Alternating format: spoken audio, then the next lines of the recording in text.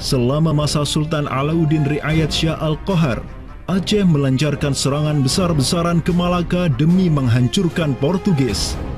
Serangan-serangan itu dilaksanakan pada tahun 1537, 1564, dan 1568. Pada serangan yang ketiga di tahun 1568, armada raksasa berkekuatan 15.000 Ghazi Aceh, 400 Janissaris dari Khilafah Uthmaniyah, dan 200 meriam monster karya para ahli senjata Uthmaniyah berangkat ke Malaka yang dikomando langsung oleh Sultan Alauddin Riayat Shah Al-Qahar. Portugis yang bercokol di Malaka benar-benar kewalahan dan hancur berantakan ketika diserang bertubi-tubi oleh pasukan Aceh.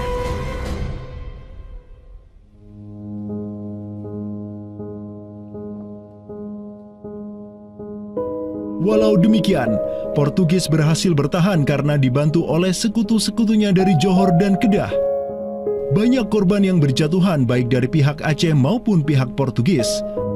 Begitu pula ada beberapa Janissaris Uthmaniyah yang turut gugur dalam jihadnya di kawasan Nusantara ini. Ada satu daerah di kawasan Bandar Aceh ini, Bandar Aceh Darussalam itu Kampung Bitai.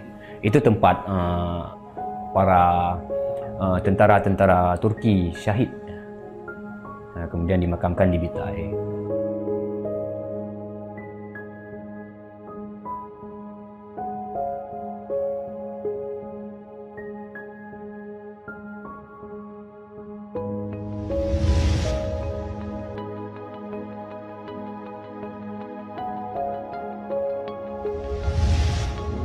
Mungkin kita melihat juga dari segi numismatik atau mata uangnya, banyak sekali dirham-dirham Turki Utsmani kita temukan di sini. Ini adalah Gampung Pande, sebuah rawa kumuh yang terletak di tepi pantai Kutaraja, Banda Aceh. Semenjak tahun 2006, tempat ini sudah dijadikan sebagai tempat pembuangan akhir untuk sampah dan tinja. Kemudian sempat pula ingin dibangun di atasnya instalasi pengolahan air limbah atau IPAL oleh Pemda setempat. Namun siapa sangka, di tempat yang nasibnya begitu menyedihkan hari ini, di tahun 2013 lalu, telah ditemukan tidak kurang dari 6.000 keping dinar dan dirham yang dicetak oleh Khilafah Utsmaniyah dan Kesultanan Aceh. Dari Sultan Sulaiman Al-Qanuni kita temukan di sini. Kemudian Sultan Murad juga kita temukan di sini. Gampung Pande yang merupakan salah satu kawasan Islam tertua di Aceh, di mana di sanalah terdapat ribuan makam tokoh-tokoh penting Islam yang datang dari seluruh penjuru negeri. Dan beginilah nasibnya sekarang, terhinakan oleh orang-orang yang melupakan sejarah besarnya, tak tersentuh oleh peradaban modern yang durhaka kepada sejarah Islamnya. Walau demikian, kenangan tentang mereka takkan pernah hilang dan akan terus teringat oleh anak cucu kita.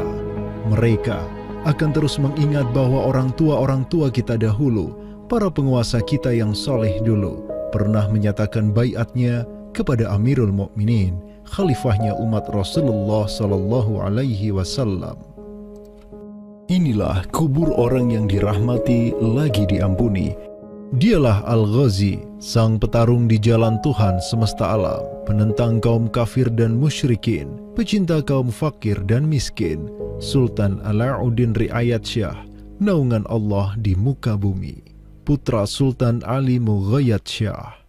Semoga Allah menyiramkan rahmat ke atas pusaranya dan menjadikan surga tempat kediamannya.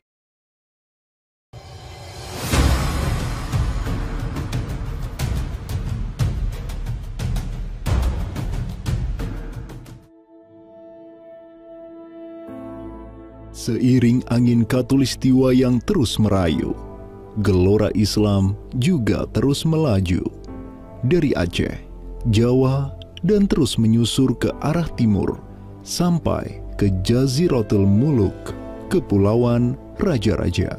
Di Maluku, yang juga dikenal sebagai Kepulauan Rempah-Rempah, ada begitu banyak raja yang berkuasa di masing-masing pulaunya.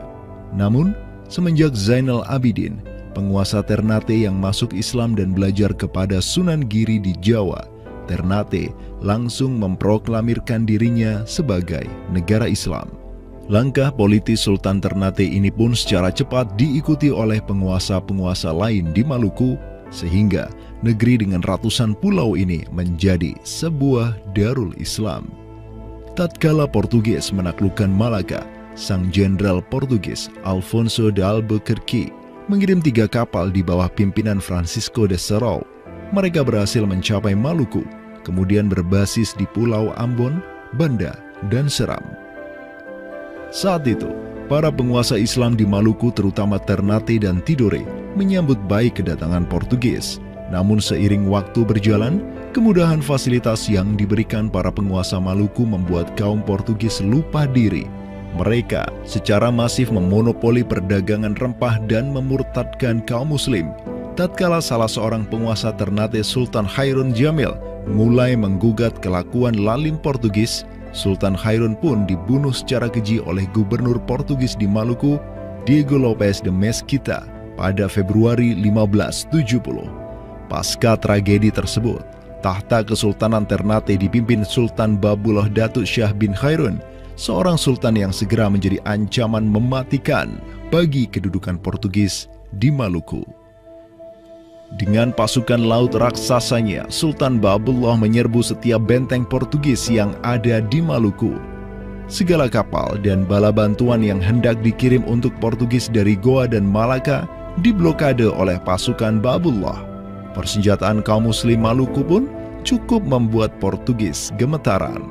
Karena selain menggunakan panah, tombak, dan pedang, Sultan Babullah juga menggunakan meriam monster hasil buah tangan Janissaris Utsmaniyah. Sultan Babullah itu mempekerjakan sekitar 20 ahli militer dari Khilafah Utsmaniyah. Gitu. Nah, orang-orang Utsmaniyah ini ahli militer dan mereka itu ahli juga persenjataan. Pasukan-pasukan persenjataan itu diproduksi oleh orang-orang Utsmani ini dan mereka itu mengajarkan kepada orang-orang Maluku, pasukan Sultan Babullah, untuk membuat senjata. 20 orang Utsmaniyah ini merupakan sebuah tim ahli senjata yang menjadi bagian dari pasukan Khilafah Utsmaniyah yang dikirim Khalifah Selim II kepada Sultan Alauddin Riayat Shah Al-Qahar di Aceh. Dengan pengalaman yang mereka dapatkan setelah membantu Sultan Aceh berjihad melawan Portugis di Malaka, 20 Janissaris ini melanjutkan perjalanan mereka dari Aceh menuju Ternate. Peperangan dan pengepungan pasukan Babullah untuk menyerang Portugis yang bersembunyi di benteng-benteng mereka terus berjalan selama 5 tahun, dari tahun 1570 sampai tahun 1575. Akibat pengepungan tersebut, kaum Portugis amat menderita dengan kelaparan, sampai-sampai mereka memakan anjing, tikus, sampai cicak demi bertahan hidup. Hingga akhirnya pada 27 Desember 1575, Portugis mengibarkan bendera putih. Mereka pergi dari Maluku untuk selama-lamanya dengan rasa malu yang tiada terperi. Sultan Babullah yang terus berkuasa sampai tahun 1583 terus mengekspansi banyak wilayah di timur Nusantara untuk menjadi Darul Islam.